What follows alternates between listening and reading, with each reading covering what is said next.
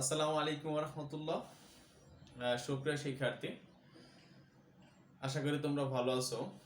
আমি নাসির ফারুক, প্রভাষক, greenfield school and college. আজকে আমি তোমাদেরকে অনলাইনে একটি ক্লাস দেব। গ্রিনফিল্ড স্কুল অ্যান্ড কলেজের পক্ষ থেকে তোমাদেরকে স্বাগতম জানাচ্ছি।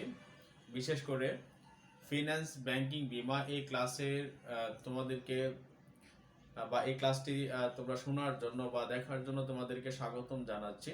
আজকে আমি নবম দশম শ্রেণীর নয়, এটা একাদশ এবং দ্বাদশ শ্রেণী বিশেষ করে স্টুডেন্টদের সিলেবাসে ফিন্যান্স, ব্যাংকিং, বিমা প্রথম পত্রের অর্থের সমমূল্য অর্থাৎ এই অধ্যায়টি তৃতীয়তম অধ্যায়। ফিন্যান্স, ব্যাংকিং, বিমা প্রথম পত্রের তৃতীয়তম অধ্যায় এবং মোস্ট ইম্পর্টেন্ট একটি চ্যাপ্টার। এই চ্যাপ্টারে এখানে আমরা তৃতীয় ক্লাস নিতে যাচ্ছি। আমাদের ফার্স্টে দুটি ক্লাস অলরেডি হয়ে গেছে। ফার্স্টে দুটি ক্লাসে, প্রথম ক্লাসে আমরা থিওরি পড়িয়েছিলাম এবং দ্বিতীয় ক্লাসে আমরা আলোচনা করেছিলাম কিছু ম্যাথমেটিক্যাল প্রবলেম। যেমন আমরা তখন ম্যাথমেটিক্সের একটা শখ দিয়েছিলাম স্টুডেন্ট, তোমরা এই শখের সাথে আজকে আমরা যে কথাগুলো বলবো এবং ফর্মুলাগুলো দিব, সেই ফর্মুলাগুলো ওই শখের সাথে ম্যাচিং করে নিতে হবে তোমাদের। সেটা হলো আজকে আমরা আলোচনা করবো অ্যানুইটি সম্পর্কে। অ্যানুইটি অর্থ হলো বার্ষিক বৃত্তি বা কিস্তি পরিমাণ বলা হয় থাকে। অর্থাৎ আমরা সাধারণত ম্যাক্সিমাম ব্যক্তি অনেক টাকা ইনকাম করি না যে আমরা একসাথে টাকা রেখে কোনো একটি সময় শেষে টাকা পাবো, বরঞ্চ আমরা চিন্তা করি যে আমরা আস্তে আস্তে টাকা জমাবো, নির্দিষ্ট সময় শেষে অর্থ জমিয়ে একসাথে টাকা পাবো, এরকম একটা লক্ষ্য আমাদের থাকে। অর্থাৎ প্রতি বছর নির্দিষ্ট পরিমাণ অর্থ জমা দিয়ে দিয়ে আমরা যে অর্থটা ভবিষ্যতে পাবো এটাকে, বা কি পরিমাণ অর্থ আমাকে ভবিষ্যতে পাবো এটাকে একত্র বলা হয়ে থাকে বা অ্যানুইটির অঙ্ক বলা হয়ে থাকে। অথবা এরকম হতে পারে যে আমি একটা প্রতিষ্ঠানে বর্তমানে কিছু অর্থ একবারে জমা দিয়ে আমি প্রতি বছর শেষে কিছু অর্থ বা প্রতি বছর শেষে সুদ এবং আসল সহ কিছু অর্থ পাবো।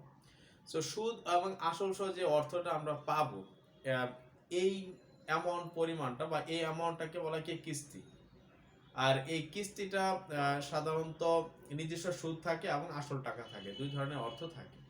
তো এটা সুবিধাটা কি, যেমন অনেক ব্যক্তি আছে পেনশনের অর্থ পেয়েছে, সে তার সেই পেনশনের অর্থ সে নির্দিষ্ট সময় পর্যন্ত সেটাকে ধরে রেখে বা সেই পেনশনের অর্থটাকে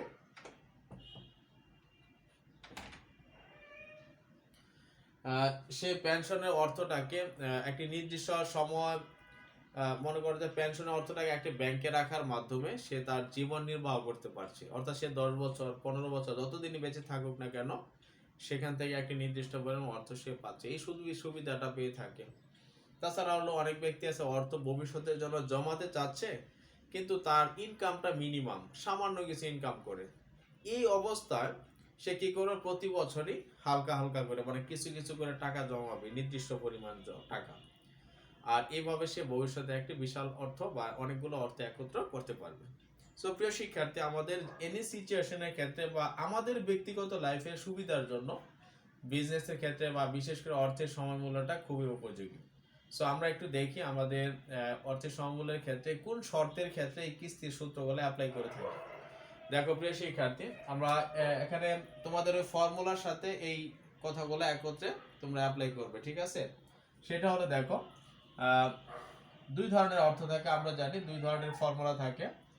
আমরা ফর্মুলার ক্ষেত্রে এরকম লিখতে পারি যে প্রতি বছর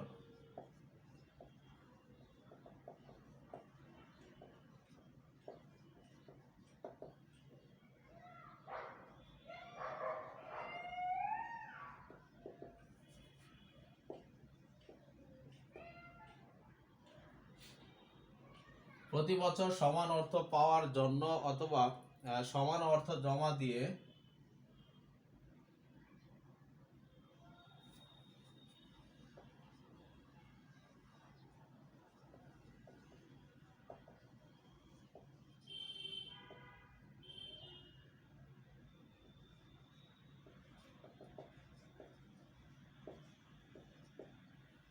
এটা একটা, আবার ভবিষ্যতে একত্রে অর্থ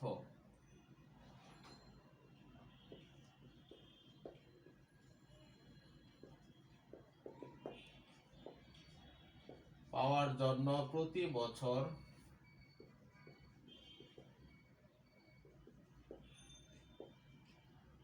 সমান অর্থ জমা দেওয়া।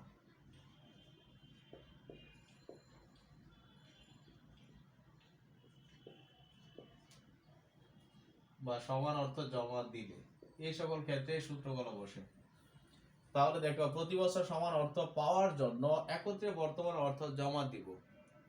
তো এই ক্ষেত্রে বর্তমান মূল্য বা প্রেজেন্স ভ্যালু, এটাকে বলা হয় প্রেজেন্স ভ্যালু অফ অ্যানুইটি। অ্যানুইটিকে সাধারণত এ দ্বারা প্রকাশ করে। তাহলে পিভি অফ এ সমান সমান সূত্রটা হবে এরকম যে দেখো এ 1 minus 1 divided 1 plus I to the power N. এখানে ভাগ হবে আই, অর্থাৎ সুদের হার দ্বারা পুনরায় ভাগ করতে হবে। ঠিক আছে, এটা সাধারণত আমাদের ফর্মুলাটা অ্যাপ্লাই করে থাকি। আর আমরা এটাকে ফিউচার ভ্যালু অফ অ্যানুইটি অর্থাৎ ভবিষ্যতে পাওয়ার জন্য এই সূত্রটা অ্যাপ্লাই করে থাকি। তাহলে সূত্রটা হবে এরকম A into bracket 1 minus 1 plus I to the power N minus এর 1 ডিভাইডেড আই। ওকে শিক্ষার্থী, এটা হলো নরমাল ফর্মুলা। আর অ্যানুইটির দুইটা সূত্র বসে। অ্যানুইটি একটা হলো অর্ডিনারি অ্যানুইটি, একটা হলো সাধারণ অ্যানুইটি যাকে বলে। সো যদি অগ্রিম বার্ষিক বৃদ্ধি থাকে অর্থাৎ সুদ যদি বছরের শুরুতে গণনা করে তখন আমাদের ফর্মুলাটা একটু ব্যতিক্রম হবে। জাস্ট একটু দেখাচ্ছি। 2 নম্বর শর্তে এখানের ক্ষেত্রে যদি লিখি আমরা সুদ বছরের শুরুতে গণনা করতে হয়,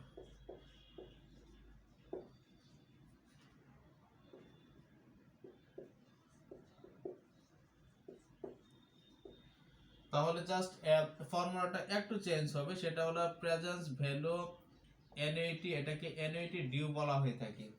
যেহেতু অ্যানুইটি ডিউ এই জন্য আমরা এডি দ্বারা প্রকাশ করি অথবা শুধু ডি দ্বারা প্রকাশ করা, কারণ ডি বলতে বলছে অ্যানুইটি ডিউ। ওকে আমরা ডি দ্বারা প্রকাশ করি। তাহলে ফর্মুলাটা সেম থাকবে। দেখো প্রিয় শিক্ষার্থী, এখানে যা আছে আমাদের সেম থাকবে 1 divided 1 plus I to the power N divided i. Just অতিরিক্ত আসবে ডিউ থাকার কারণে এখানে 1 প্লাস আই অ্যাড হবে, জাস্ট অতিরিক্ত। এখানে সেম কন্ডিশন। এখানে আমরা কি লিখতে পারি দেখো ফিউচার ভ্যালু অফ ডিউ বা annuity due is equal 1 plus I to the power N minus এর 1 divided i. Just 1 plus i শুধুমাত্র আমাদের এখানে আসবে। সো প্রিয় শিক্ষার্থী, জাস্ট এইটুকু রিমেম্বার, জাস্ট এইটুকু মনে রাখতে হবে, প্রশ্নে যদি সুদ বছরের শুরুতে বা আজকে অর্থাৎ বছরের শুরুতে যখন বিজনেস শুরু করছে আজকে বিজনেসের আমাদের সুদ গণনা করা হবে আজকে থেকে, এই কথা যদি বলা থাকে কখনো, তাহলে আমাদের এই সূত্রটা অ্যাপ্লাই করতে হবে। দ্বিতীয়টার ক্ষেত্রে প্রথমটা যা আছে দেখো সেম, জাস্ট হুবহু আমরা শুধু 1 প্লাস আই এই সংখ্যাটাকে এক্সট্রা যোগ করব। এখানেও জাস্ট একই কন্ডিশন আমাদের অ্যাপ্লাই করতে হবে। সো এইভাবে আমরা কিস্তির অঙ্কগুলোকে সহজেই করতে পারি। আর স্টুডেন্ট, কিস্তির অঙ্ক ছাড়া এমন কোনো বছর নেই যে অঙ্ক আমাদের আসে নেই। সো আমাদের কিস্তির অঙ্ক অবশ্যই জানতে হবে এবং প্র্যাকটিস করতে হবে। যার কারণে আমরা এই ফর্মুলাটা আমাদের যে ছক আছে এই ছকে যেহেতু দিয়ে রাখছি, তো পরবর্তীতে তোমরা এগুলো অ্যাড করে নেবে। যেহেতু আমরা দুই ধরনের অঙ্ক দেখিয়েছি, এটা হলো তৃতীয় নাম্বার অঙ্ক। সো তৃতীয় নাম্বার অঙ্কের ক্ষেত্রে এটা হলো অ্যানুইটি বা কিস্তি বলা হয়ে থাকে। সো প্রিয় শিক্ষার্থী, আমাদের অ্যানুইটি বা কিস্তির ক্ষেত্রে আমাদের সাধারণত আমরা জানি ভবিষ্যতে একটি নির্দিষ্ট সময় পর্যন্ত সমপরিমাণ অর্থ প্রাপ্ত অথবা প্রদত্তকে কি বলা হয়ে থাকে, অ্যানুইটি বলে। অর্থাৎ আমরা ফিউচারের যে অর্থটা আমরা একটি নির্দিষ্ট 10 বছর থাকলে 10 বছর, 5 বছর থাকলে 5 বছর, এই নির্দিষ্ট সময় পর্যন্ত সমপরিমাণ অর্থ, দ্যাট এটা মাথায় রাখতে হবে। অর্থের পরিমাণটা সমান হবে, অসমান হবে না। যদি অসমান হয় তাহলে আমাদের এই সূত্রগুলো অ্যাপ্লাই করতে হবে না, জাস্ট ব্যতিক্রম সূত্র। আমরা সেটা নেক্সট ক্লাসে ইনশাআল্লাহ আলোচনা করব। সো আজকে আমরা আলোচনা করব, দেখো কি বলছে, প্রতি বছর সমান অর্থ। এই সমান অর্থটাকে আমাদের সবচেয়ে বেশি মনে রাখতে হবে, কারণ প্রতি বছর যদি অর্থ সমান না থাকে ব্যতিক্রম সূত্র বসে। এখানে একই কথা দেখো, ভবিষ্যতে একত্রে অর্থ পাওয়ার জন্য প্রতি বছর সমান অর্থ জমা দিতে হবে। তাহলে সমান থাকলে আমাদের এই সমান কথাটা থাকলে অ্যানুইটির সূত্র বসে। জাস্ট অ্যানুইটির অ্যানুইটি সূত্রগুলো অ্যাপ্লাই করতে হবে। আর যদি সমান না থাকে তাহলে প্রেজেন্ট ভ্যালু এবং ফিউচার ভ্যালুর ক্ষেত্রে ওই সূত্রগুলো আমরা অ্যাপ্লাই করব। আর এটা হলো আমাদের বেসিক আইডিয়া এবং বেসিক থিঙ্ক। এখন আমি জাস্ট দুইটা উদাহরণ দিব এবং তোমাদের দুইটা উদাহরণের সাথে ম্যাচিং করে দুইটা ম্যাথ সলভ করে দেবো ইনশাআল্লাহ। ওকে প্রিয় শিক্ষার্থী, তোমরা পেজ নাম্বার দেখতে পারো ইচ্ছা করলে। 178 পৃষ্ঠা আছে এখানে। 178 পৃষ্ঠার উদাহরণ 12 আমরা খালিকুজ্জামান স্যারের বইটাকে অনুসরণ করে থাকি। সো আমরা ওই অনুযায়ী একটু দেখি আমাদের কি কি মান দেওয়া আছে। আর এখানে কিছু ইনফরমেশন আছে, ইনফরমেশন গুলো জাস্ট তোমরা একটু লিখে নেবে। কেমন দেখো, এখানে আছে এ কি, এ হলো সমান কিস্তির পরিমাণকে বোঝানো হয়।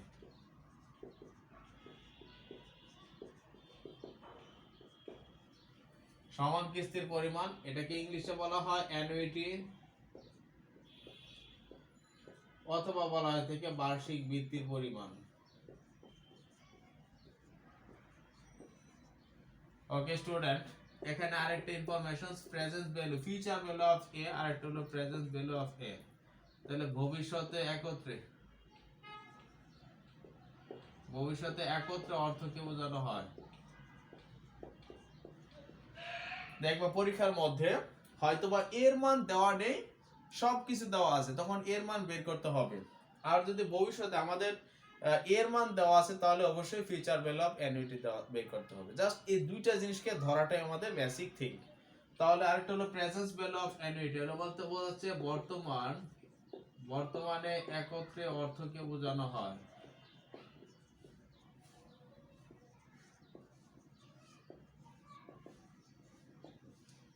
ওকে শিক্ষার্থী, আমাদের এইগুলো হলো বেসিক ইনফরমেশনস। আমরা ইনশাআল্লাহ এই ইনফরমেশনকে ক্যারি করে আমরা অঙ্কগুলো করার চেষ্টা করব। এখানে বলছে সমান কিস্তির পরিমাণ বা প্রতি বছর সমান টাকাকে বোঝানো হয়। আর ভবিষ্যতে একত্রকে ফিউচার ভ্যালু অফ অ্যানুইটি, বর্তমান একত্রকে প্রেজেন্ট ভ্যালু অফ অ্যানুইটি দ্বারা প্রকাশ করে। সো প্রিয় শিক্ষার্থী, আমরা স্টার্ট করি। ফার্স্টে দেখি আমাদের কি কি মান দেওয়া আছে, বা একটা উদাহরণ লিখতেছি আমরা। দেখো এই উদাহরণ অনুযায়ী আজকে ম্যাথমেটিক্স প্রবলেমগুলো সলভ করব ইনশাআল্লাহ। দেখো প্রিয় শিক্ষার্থী, আমাদের উদাহরণ নাম্বার 12 তোমাদের মেইন বইয়ের দেখো। আমরা উদাহরণ 12 সলভ করব। দেখো কি বলছে, আপনি যদি 5 বছর যাবত প্রতি বছর শেষে রূপালী ব্যাংক হতে 700 টাকা গ্রহণ করতে চান, তাহলে আমরা একটু লিখি। আপনি যদি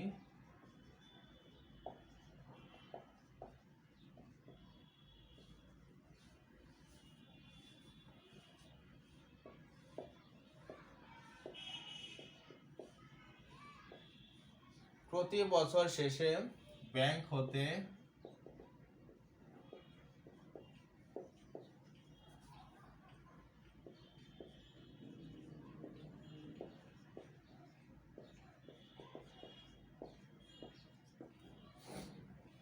700 টাকা গ্রহণ করতে চান, তাহলে বার্ষিক 8% হার সুদে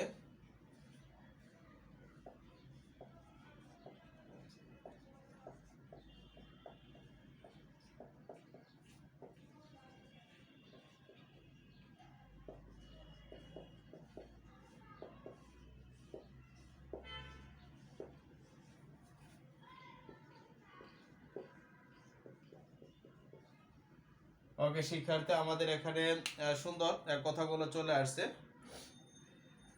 তাহলে বলছে যে বর্তমান মূল্য কত হবে, অথবা এটা হতে পারে যে বর্তমানে কত টাকা জমা রাখতে হবে।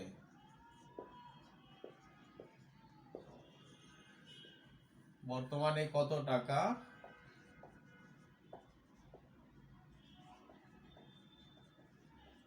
ওকে, জাস্ট আমাদের এখানে যে কোনো একটা কন্ডিশন দেখ না কেন আমরা ইনশাআল্লাহ বের করতে পারবো। প্রিয় শিক্ষার্থী, আমরা এখানে খুঁজবো যে আমাদের কি চাইছে। এখানে বর্তমান সম্পর্কে কথা বলছে, সো ফিউচার সম্পর্কে আমাদের কোনো ইনফরমেশন এখানে দেওয়া নেই। সো ফিউচারটাকে আমরা কেটে দিচ্ছি। দেখো প্রিয় শিক্ষার্থী, আমরা বের করতেছি কি কি বলছে এখানে কথাগুলো। তাহলে এক নম্বর বলছে এখানে পিভি অফ এ,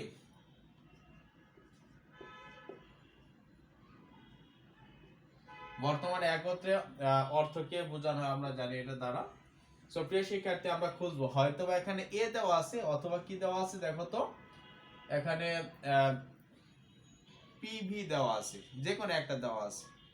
তাহলে দেখি এখানে কোনটা দেওয়া আছে, কারণ আমরা বলছিলাম এখানে দুইটি ইনফরমেশনের মধ্যে যে কোনো একটা দেওয়া থাকবে, একটা দেওয়া থাকবে অপরটা কি আমার অটোমেটিকলি বের করতে হবে। যেহেতু একটা দেওয়া থাকলে অপরটা বের করতে হবে, তাহলে আমরা একটু খুঁজি দেখি কোনটা দেওয়া আছে। দেখো কি বলছে, আপনি যদি 5 বছর যাবত, প্রিয় শিক্ষার্থী 5 বছর বলতে n সমান সমান এখানে 5 শেষ করেছে, 5 বছর বলতে সমান প্রতি বছর শেষে আমরা বলছিলাম অঙ্কটার সুদ দুই ভাবে থাকবে, একটা হলো সময় শুরুতে, একটা হলো সময় শেষে। আর প্রশ্নে যদি কিছুই না বলে সময় শুরু না শেষ কোনটাকে বোঝানো হয়েছে, তাহলে অবশ্যই অবশ্যই সময় শেষেকে ধরতে হবে। যার কারণে সময় শেষে থাকলে প্রেজেন্স ভ্যালু অফ অ্যানুইটির অঙ্ক করতেই হবে। সো আমাকে মনে রাখতে হবে এটা প্রেজেন্স ভ্যালু অফ অ্যানুইটির অঙ্ক। প্রতি বছর শেষে ব্যাংক হতে 700 টাকা গ্রহণ করতে চান। এখন স্টুডেন্ট দেখো এই অঙ্কটা কি, দেখো তো 700 টাকা করে প্রতি বছর, তাহলে কত বছর অঙ্ক, 5 বছর মেয়াদি। তাহলে 5 বছর পর্যন্ত প্রথম বছর 700, দ্বিতীয় বছর 700, তৃতীয় বছর 700, চতুর্থ বছর 700 এবং পঞ্চম বছর 700, মানে প্রতি বছরই সমান হারে টাকা পাচ্ছে। এখানে কি বলছিল, সমান কিস্তির পরিমাণ, অ্যানুইটি বা বার্ষিক বৃত্তির পরিমাণ। তাহলে বছর যেহেতু বলছে তো সো এটাকে বার্ষিক, বৃত্তি পরিমাণ বলতে অর্থের পরিমাণ বা কিস্তির পরিমাণ। তাহলে এটা কিসের টাকা দেওয়া আছে, কিস্তির টাকা দেওয়া আছে। কিস্তির টাকা কি দ্বারা প্রকাশ করে, এ, তাহলে এ সমান সমান 700 গ্রহণ করতে চান। তাহলে বার্ষিক যদি 8% সুদ বা হার গণনা করে, সুদের হারকে আমরা আয় দ্বারা প্রকাশ করি। প্রিয় শিক্ষার্থী 8% দেওয়া আছে। তাহলে বলছে বর্তমান মূল্য কত হবে। তাহলে বর্তমান বলতে বোঝাচ্ছে একত্রে বর্তমান টাকাকে বোঝানো হয়। তাহলে বর্তমান মূল্যকে পিবি অফ এ, তাহলে আমাদের অঙ্ক চাচ্ছে বর্তমান মূল্য কত হবে, মানে PB of A is equal to what. So প্রিয় শিক্ষার্থী এই ইনফরমেশন গুলো যে দেওয়া থাকে এইটা যদি চায়, তাহলে আমরা এই অঙ্কের সূত্রটা আমরা অবশ্যই একটু আগে লিখেছিলাম, জাস্ট এখন লিখে নিচ্ছি। দেখো কিভাবে আমরা অঙ্কটা করব। এখানে টোটাল ইনফরমেশন গুলো আমাকে দিয়ে দিছে বা আমাদের দেওয়া আছে, আমরা জাস্ট খালি অঙ্কতে মানগুলো বসাবো। তাহলে প্রিয় শিক্ষার্থী প্রথম দেওয়া আছে n সমান সমান 5, i সমান সমান 8%। আমরা জানি পার্সেন্টেজ হলো 0.08 হবে।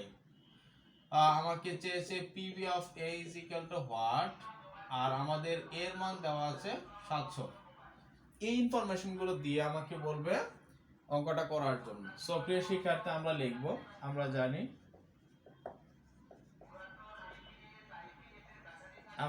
Presence value of annuity is equals, দেখো a into 1 minus 1 divided 1 plus i two the power n ভাগ i। জাস্ট আমরা এটা অ্যাপ্লাই করে আমরা প্রেজেন্স ভ্যালু অফ অ্যানুইটির মান বের করতে পারবো।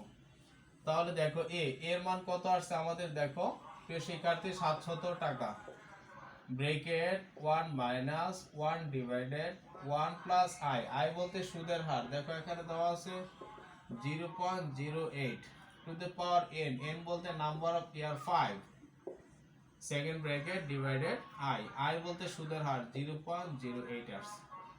ওকে প্রিয় শিক্ষার্থী আমরা এটা অ্যাপ্লাই করি, আমরা যদি এটা অ্যাপ্লাই করি তাহলে সহজে আমরা প্রেজেন্স ভ্যালু অফ অ্যানুইটির মানগুলো আমরা পেয়ে যাব, ঠিক আছে।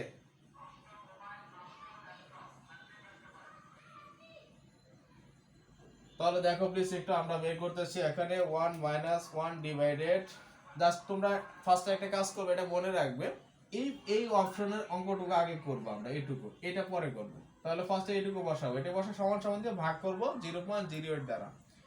তাহলে দেখো 1 প্লাস 0.08 এতটা পাওয়ার, দেখো পাওয়ার দিয়ে কত দিব, 5 দিব, দেন আমি সমান সমান দেব, মানে ফার্স্টে এইটুকুর মান বের করছি, দেন ভাগ করব, ভাগ 0.08। ওকে স্টুডেন্ট একটা মান চলে আসছে, এই মানের সাথে এটা গুণ করব, ইনটু করে 700। তাহলে দেখো স্টুডেন্ট আমরা প্রতি মাসে যদি 700 টাকা করে পেতে চাই, তাহলে 2794.8, দেখো এখানে 890 টাকা, সরি 8960 টাকা জমা দিতে হবে, এটা হলো উত্তর। ওকে প্রিয় শিক্ষার্থী আমি আশা করি তোমরা আজকে আমি যে অ্যানুইটির অঙ্কের বেসিক ধারণাটা দিয়েছি সেটা তোমরা সম্পর্কে বা এটা সম্পর্কে তোমরা ক্লিয়ার বুঝতে পেরেছো। সো আমাদের আরেকটা অঙ্ক জাস্ট যদি আমরা দেখাই, যেমন যদি অগ্রিম অ্যানুইটি থাকতো, জাস্ট এখানে সুদটা যদি বছরের শুরুতে হতো তাহলে কিভাবে হতো। এখানে যদি বলা থাকতো ওই অঙ্কের ডাকটার মধ্যে যে সুদ বছরের শুরুতে গণনা করা হয়েছে, তাহলে সুদ যদি বছরের শুরুতে গণনা করা হয় তাহলে আমাদের একটা কাজই করতে হবে, সেটা হলো এক্সটা এখানে 1 প্লাস আই চলে আসতো। তখন এখানে এ না হয়ে কি হতো, এখানে এ না হয়ে অ্যানুইটি ডিউ হতে, জাস্ট আর কোনো পার্থক্য নেই। তাহলে আমরা যদি সুদ যদি বছরের শুরুতে হয় তাহলে অঙ্কটা কি কেমন আসতেছে দেখো, আমাদের মানগুলো একটু চেঞ্জ হবে। 1 প্লাস আই, আই বলতে কি হচ্ছে 0.08। সো আমরা একটু দেখি এই মানটার সাথে 1 প্লাস 0.08 এই সংখ্যাটাকে গুণ করে দেখি কত আসে। জাস্ট এটার পরিবর্তে তখন আমাদের মান আসবে 3018.489 টাকা। অর্থাৎ বর্তমানে যদি আমি 3018.489 টাকা জমা রাখি তাহলে প্রতি বছর আমি 700 টাকা করে ব্যাংক আমাকে ফেরত দিবে। অর্থাৎ 700 টাকার মধ্যে সুদের টাকা এবং আসল দুইটা টাকা একত্রে রয়েছে। সো প্রিয় শিক্ষার্থী, আমরা আশা করি তোমরা, বিশেষ করে আমি আশা করি তোমরা বুঝতে পেরেছো। এখানে কিছু কিছু কথা আছে, যেমন এই কিস্তির মধ্যে দুইটা অর্থ আছে, একটা হলো আসল টাকা আছে প্লাস সুদ আছে। আমি এখন বলতে পারো কত সুদ আছে, খেয়াল করো। আমি যদি বর্তমানে কত টাকা জমা দিই দেখো তো, 2794.897, আর আমাকে প্রতি মাসে কত টাকা দেওয়া হবে দেখো তো, 700 করে প্রতি বছর। তাহলে 700 করে টাকা যদি আমাকে দেয়, কয় বছর দিবা? 5 বছর। যেহেতু 5 বছর প্রতি তারিখ কত, 7 আর কত, 5600 টাকা। তাহলে প্রিয় শিক্ষার্থী তোমরা দেখো, আমি যদি 2794 টাকা দেই, ব্যাংক আমাকে দিচ্ছে 5600 টাকা, তাহলে বাকি টাকাটা কি আসতেছে? আমার সুদ আসতেছে। তাহলে আমরা ইজিলি কি করতে পারি, এখান থেকে টোটাল সুদটাকে বের করে আনতে পারি। কিভাবে? আমরা দেখতেছি যে 5600 টাকা, 5600 টাকা মাইনাস কত, 2794.897, বাকিটা কি হবে, আমাদের সুদ বের হয়ে যাবে। তাহলে আমরা কি লিখতে পারি, সুদ সমান সমান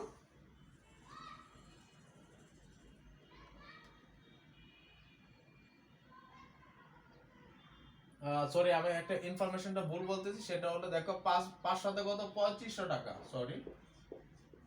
তাহলে আমরা কি লিখতে পারি, এখানে 3500 টাকা আমাদের আসতেছে।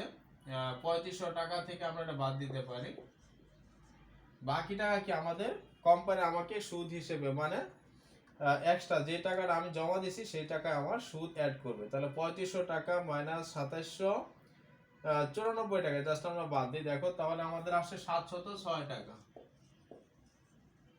এই টাকা আমার কি দিচ্ছে, ব্যাংক আমাকে প্রতি বছর যাওয়ার পর একটা সুদ সহ আসল টাকা ফেরত দিচ্ছে।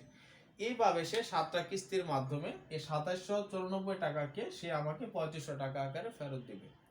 সো প্রিয় শিক্ষার্থী, আজকে আমি যে কথাগুলো বলেছি এখানে ভেরি ভেরি ইম্পর্টেন্ট মেসেজ রয়েছে, ইনফরমেশন রয়েছে। অবশ্যই তোমাদের ক্লাসটিকে বারবার দেখতে হবে যদি এই ক্লাসটা তুমি ভালো করে বুঝতে চেষ্টা করো বা অ্যানুইটি সম্পর্কে ক্লিয়ার ধারণা নিতে পারো।